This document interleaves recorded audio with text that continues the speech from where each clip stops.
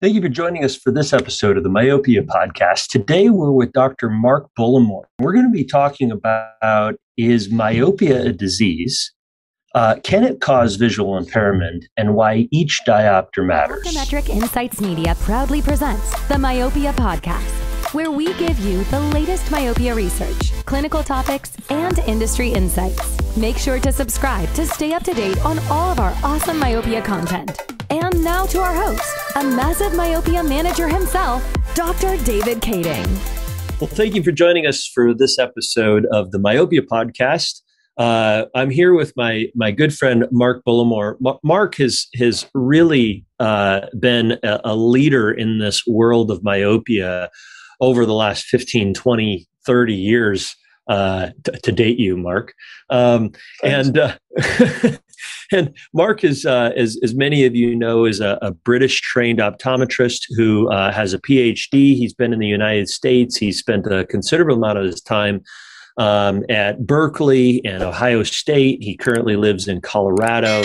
And Mark has contributed to our industry in so many ways. One of the ways that he does is to help companies and help products that figure out studies that will help us to understand better about what's happening in the myopia world. So if you haven't seen Mark in the myopia space, you may be a little myopic because he's everywhere. He's out there and he is really, really helpful. So Mark, thanks for what you're doing for our industry, and thank you for joining me for the Myopia podcast. It's a pleasure to be here with my good friend, Dave.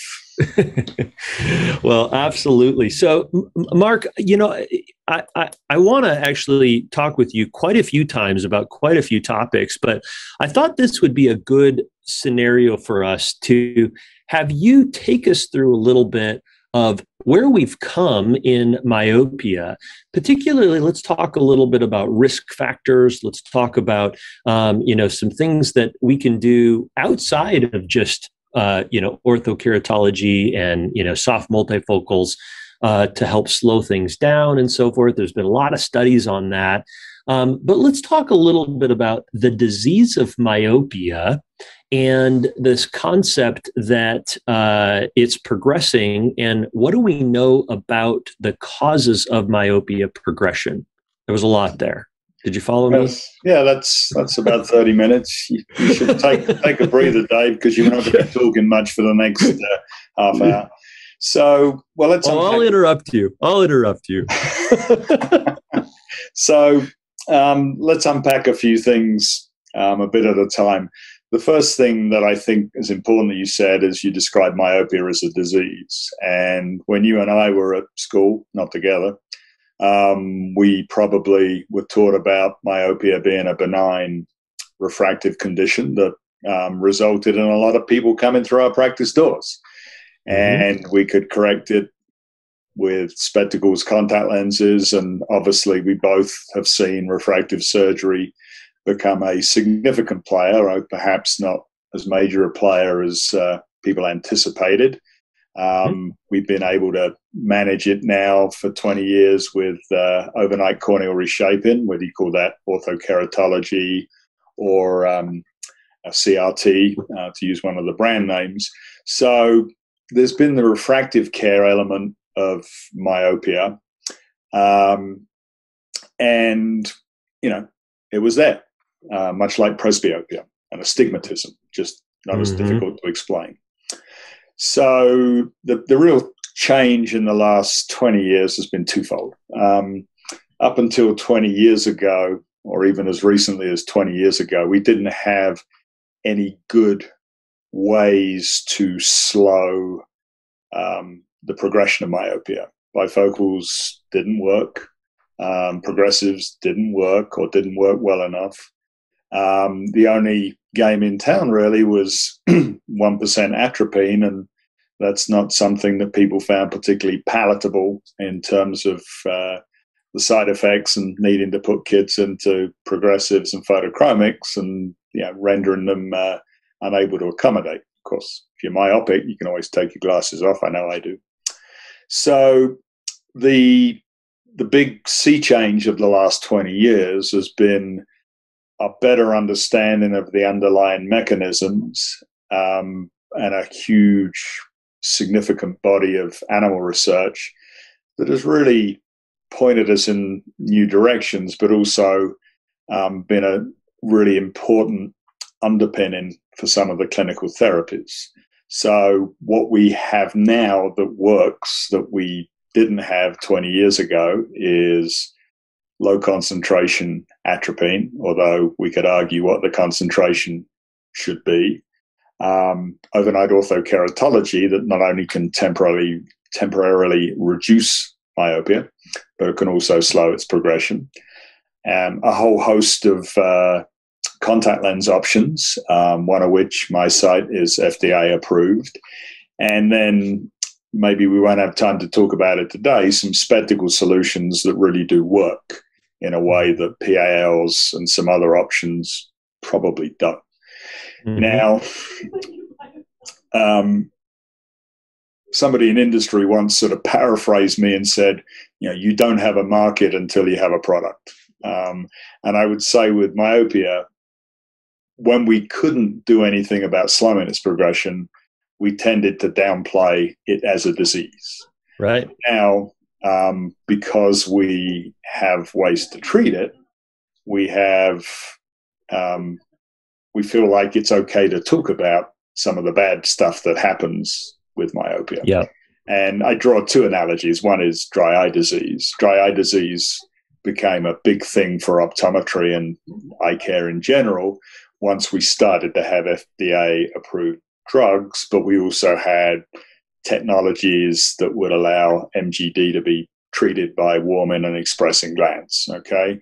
That's, in my mind, that's when dry eye took off. And to use an unsavory example is we never talked about ED before there was the little blue pill, okay? Right. Now, all of a sudden, it's a thing. Because why? We can treat it and people can monetize it. Yeah. So you may want to cut some of that out, of course, Dave.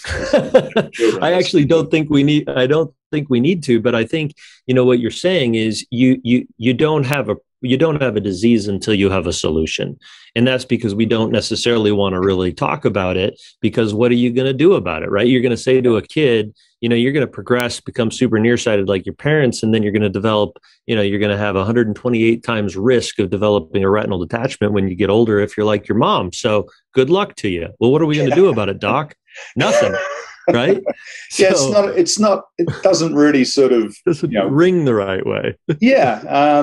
So I think we've always been aware of these things, and particularly with relation to retinal detachment and glaucoma, open angle glaucoma, we associated with being increased risk associated with myopia. But now the other thing that's happened, of course, is the prevalence is increasing. So the number of myopic people walking on the earth is going up dramatically. We've seen that epidemic already hit East Asia, and Western Europe and North America is trending the same way. So let me jump in on that. Go ahead. Let me jump in on that. So is that a form or a function, Mark? Everybody wants to know.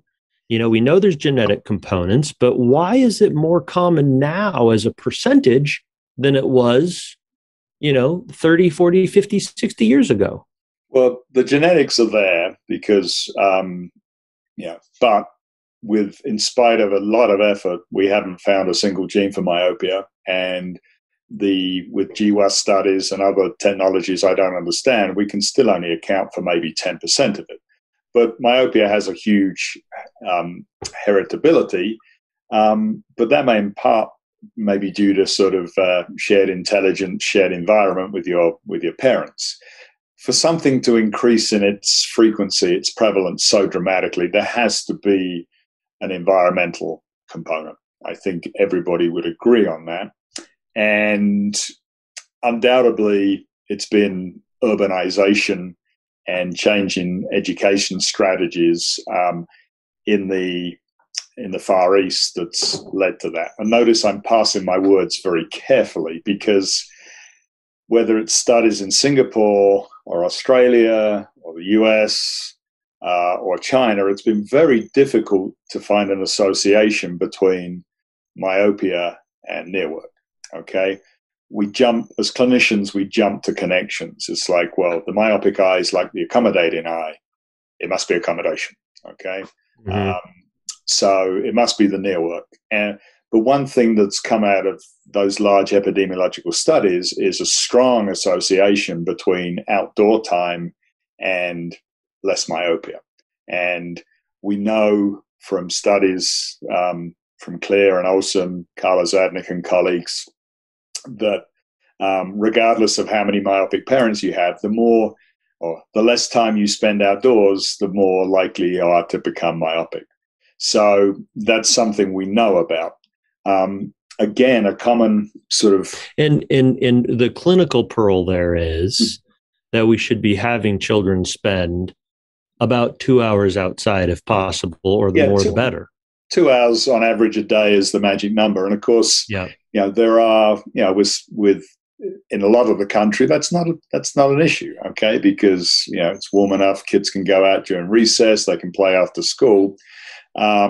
But of course, and then there's Seattle, where it rains all the time, and nobody wants to be outside. The reason I didn't move to Seattle is the weather's too much like England, and I joke that I moved to Boulder because of my seasonal affective disorder, and I needed 300 days a year of sunshine. So, an important public health message if you want to lower the risk of myopia in a young child is to encourage more time outside. And of course, that's a great message, period, because it's good for cardiovascular, good for obesity, good for reducing the risk of diabetes. So it's something that optometry can really, I think, get behind.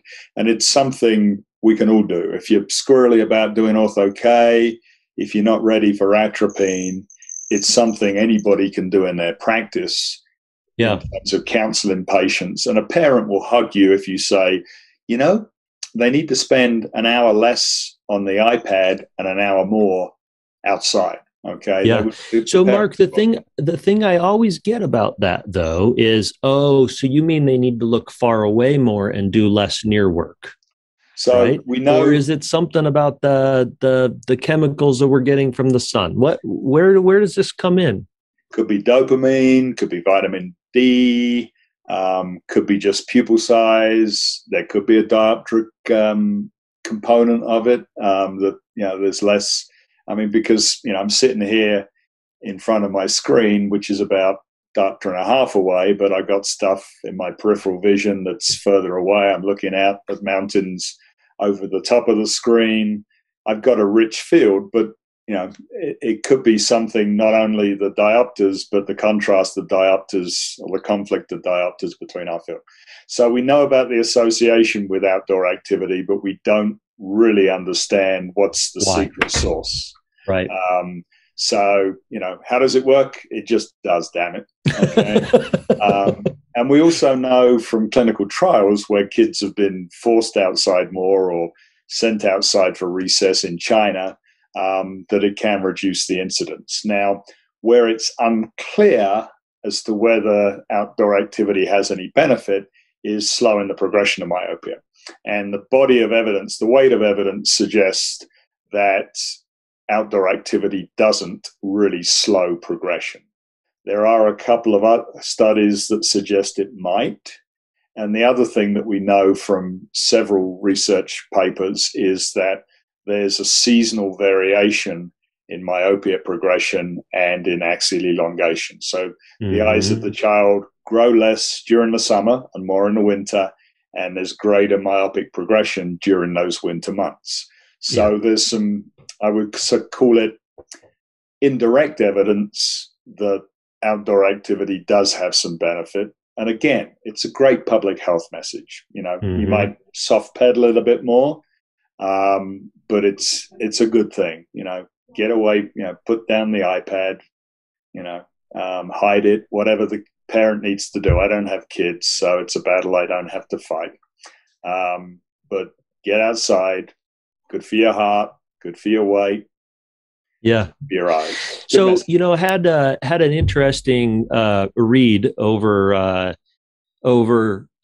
group of clinicians who were talking about myopia, and this whole concept of this being a disease is really just a ploy to try to sell something new.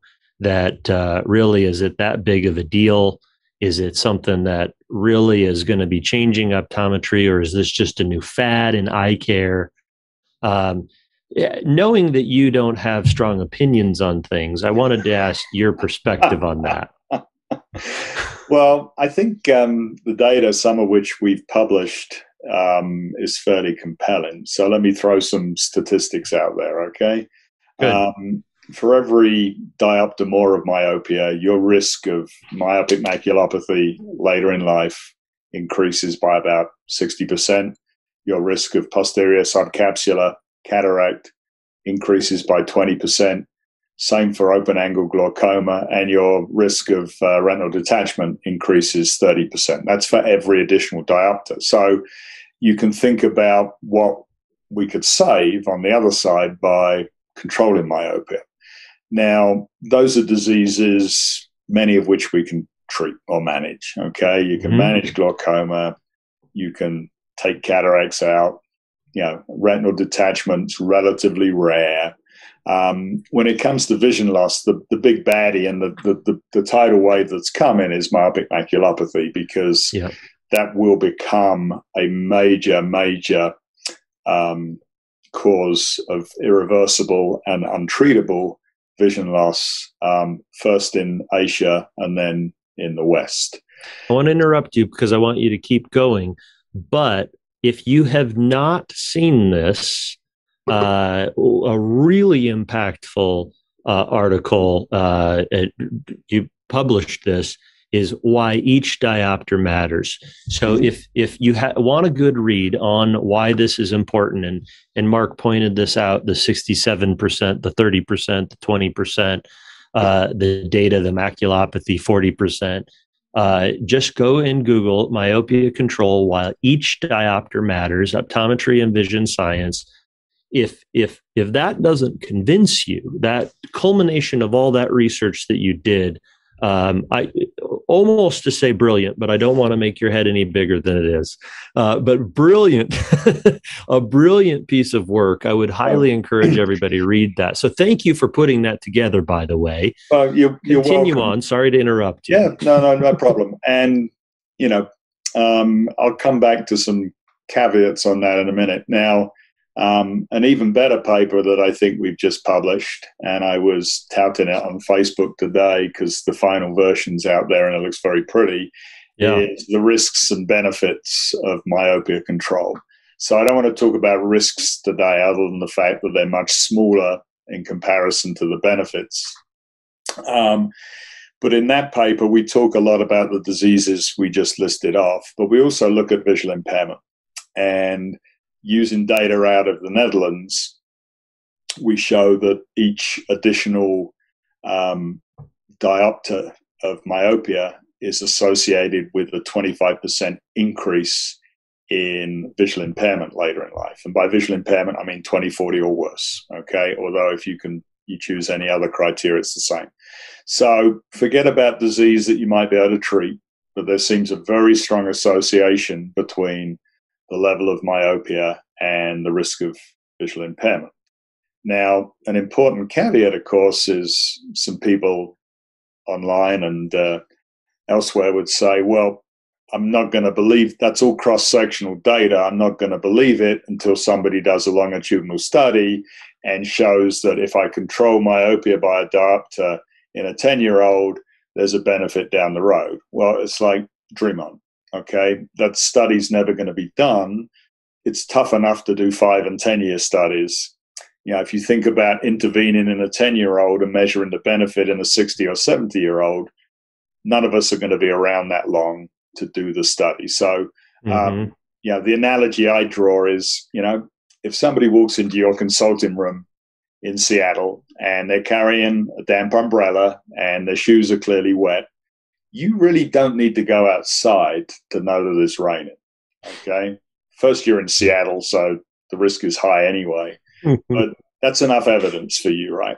And when it comes to visual impairment and myopia, there's enough for me, and we're not going to see the compelling evidence that some people demand because of just the duration of time. And I do think we need to be acting rather than just waiting for more science to come along. So the way we act now, right? So how do we present that to a clinician? Because I hear some people say, well, you know, if you progress, then next year we'll do something about it, right? Or if they've been progressing for a couple of years, then I consider doing treatment. For me, I'm like, right away, let's go. But do we wait for a certain dioptric component, Mark? Do we wait until somebody's a -1, 2, 3, 5, or do we start treating at -0.5? Well, or would you start treating at +0.5? We'll come back to that in a minute. Yeah, exactly. Well, here's what we know. The earlier the onset, the greater the risk of higher levels of myopia. So somebody who doesn't develop myopia until they're 13, they're never going to get to a high level of refractive error that really puts them in the danger zone. So each diopter matters. I mean, they're not on the highway to the danger zone. When's that sequel coming out, by the way? I think it's supposed to be on 2020. Did that get put off because of COVID? Right. It did. Anyway, we're showing our age here. But yeah, I think if you've got it, so basically any kid under the age of 12 is likely to be at risk of developing higher levels of myopia. So you shouldn't be waiting. And if they're in your chair and they're 6 years of age and they're already -1, they're going to end up somewhere down the road as a 5, 6, 7. So now's the time to act.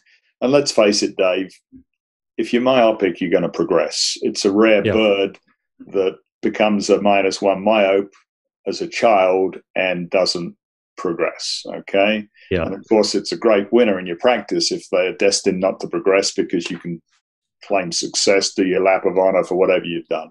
Anyway, but 99% of the kids are going to progress. Don't wait until you see progression. Don't wait until it's -1, -2. At least start having the conversation with the parent.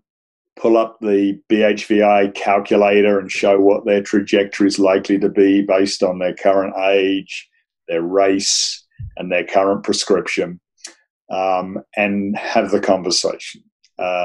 So now we've got a 5-year-old, and they are Plano. All right. And their older brother is doing myopia management. He's a -2 and he's 8 years old or 9 years old.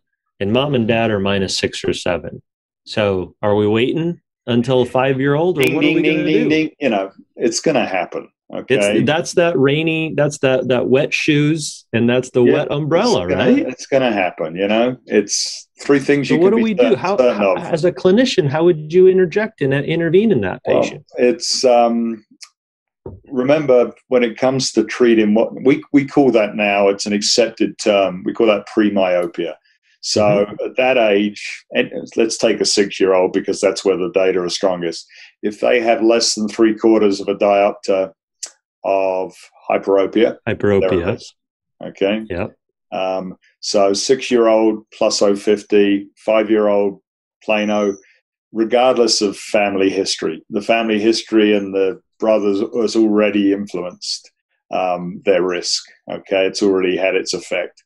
They're at risk with that refractive error. And again, you can have the conversation about what we might do, but you can already start to be proactive and say, you know, if we can get him outside a little more, maybe we can stave it off, but it's going to happen. The challenge is we don't have a lot of good options right now at treating that kid. You know, can you get an emmetropic kid to wear glasses? Good luck with that. Okay. Contact lenses, don't think you're going to do that. Ortho K, could you design a lens? Maybe. I'm not as skilled as you. Put a drop of atropine in. Yeah, that's probably the best option. But the the evidence is kind of wafer thin that it would work. But remember that premyopic eye has already probably started to accelerate, and, you know, put in drops. It's a pretty, how shall I say, passive treatment to put in atropine in a kid, particularly if Big Brother's already using it.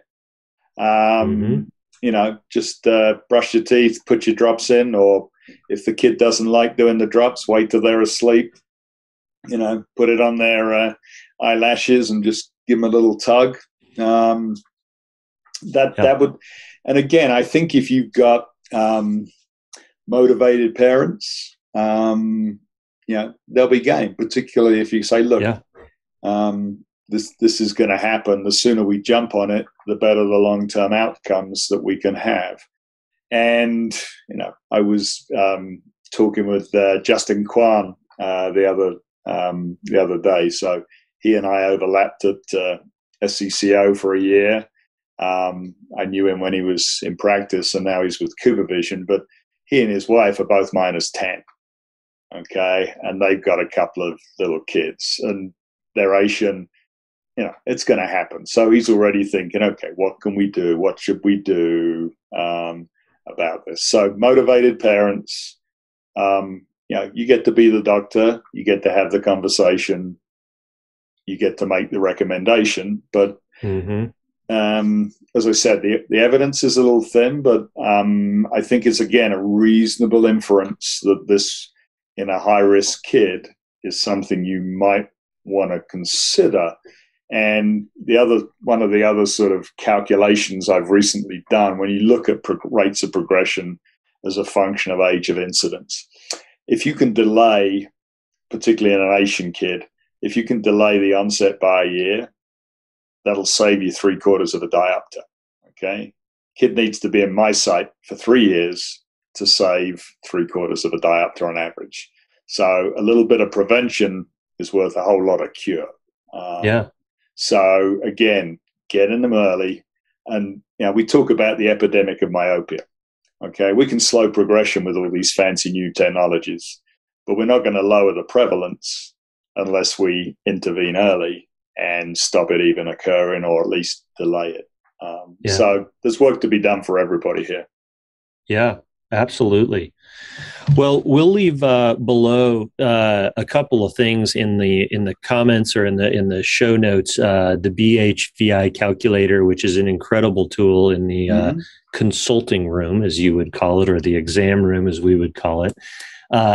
Also, kind of a link to that, Why Every Diopter Matters. I really think that's an incredible read for everybody. And I like, it's a short read. It is. It's not a long journal article. No, it's about 2 pages. The one we just published is closer to 20 pages. So I'll send that's you a little link different. For that one as well. Right. Yeah. So great. But I really like, you know, what came out of this conversation is the preventing myopia, not just preventing myopia progression, but preventing myopia. And as we look to the future, you know, slowing myopia progression is a good place for us to start. And most people need to start doing that. But as we look to the future, the next thing that we're going to be doing is, how do we prevent myopia possibly from ever happening? Or if we can keep people in a -1/4, -1/2, that's a really good place to be. And this 6-year-old that you and I were hypothetically discussing is the next arena, I think, of where the research needs to be with preventing myopia in children. So great perspectives. Absolutely. Yeah. But it's an exciting time to be engaged in this. And for anybody who has a passion for children, or, you know, managing a family, managing a family in your practice where you've got myopic parents, where you've got myopes in waiting for kids. I mean, it's a very exciting thing. And, you know, if we can dovetail it with some other endeavors, you know, kids are coming in ideally for infancy visits at 2, 3, 5, you know, doing a risk assessment at the age of 5 or 6 and getting just doing a cycloplegic refraction on the kid and saying, okay, where are they now? How much risk do they have? and at least having the conversation with the parent and planning the next few years of their care. This is what we want to do. We'll see them in a year, see how things are going, and we can reassess. In the meantime, do A, B, and C. And I think it's probably the best practice builder out there right now in terms of getting the family conversations going. Yeah, absolutely. Well, Mark, thank you so much for joining us for this episode of the Myopia podcast. Always a pleasure to talk to you and hear your insights. Thank you for your research and how you help make it something clinically relevant to us in the exam room. We sure appreciate your perspectives. Thanks again. Well, thanks for having me, Dave, and look forward to the next episode. We'll have to plan that. Yep, absolutely. All right. Have a good one, everyone, and please make sure to subscribe and like below, and we'll chat with you next time. This podcast was brought to you by Optometric Insights Media. If you enjoy our content, please leave a 5-star review, and don't forget to subscribe for more great episodes.